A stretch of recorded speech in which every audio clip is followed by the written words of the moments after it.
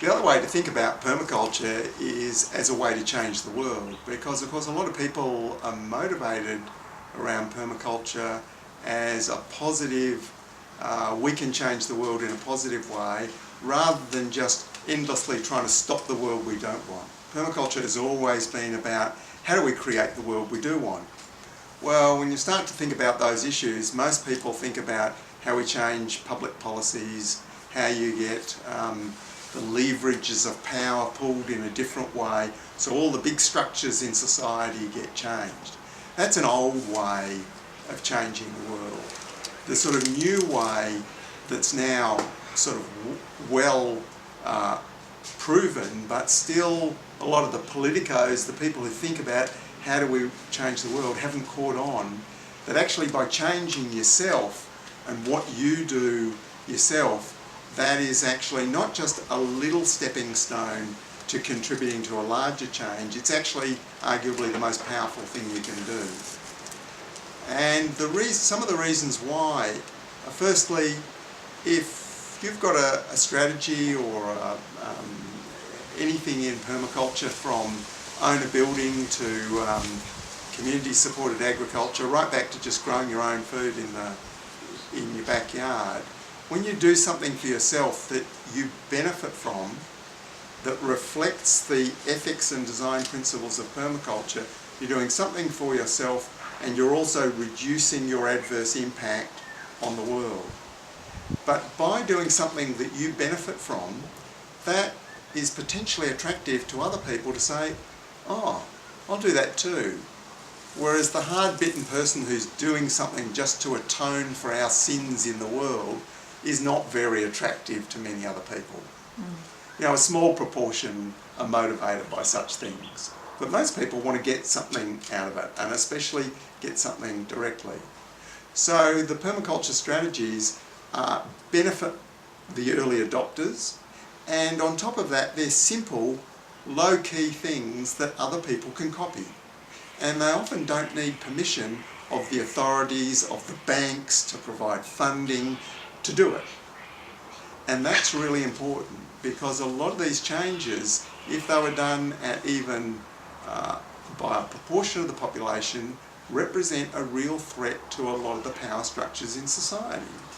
A lot of those centralised systems, the corporations, the governments with their tax base. So they would understand that a lot of this self-reliant stuff associated with permaculture is actually subversive. And so if it really took off in a large way, it might be not just not assisted, but attempts to prevent it.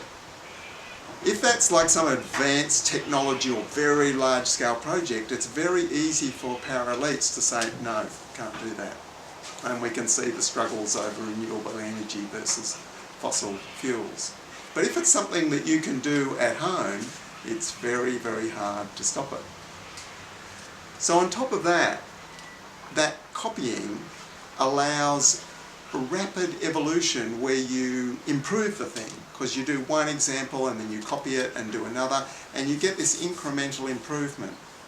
If we did big projects that are all driven by sustainability concepts but represent massive reallocation of society's resources, it always will end up as a mess.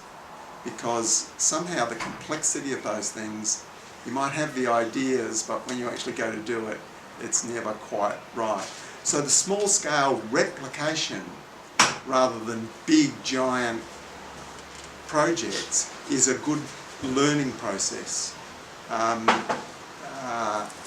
it also allows people to adapt the solutions to different situations. And that's very, very important, because every situation is slightly different. And then when you get more people doing it, that gives you, if you like, the lobbying power of, well, there's all of us over here doing this.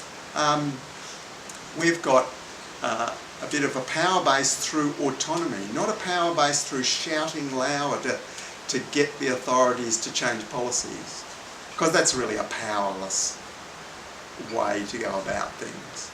And we can see in the last 30 years how mass movements to get structures to change direction, whether it's due to engaging in foreign wars or whether it's to do with climate change, have actually been harder and harder to get those changes and requiring more and more mass movement resources.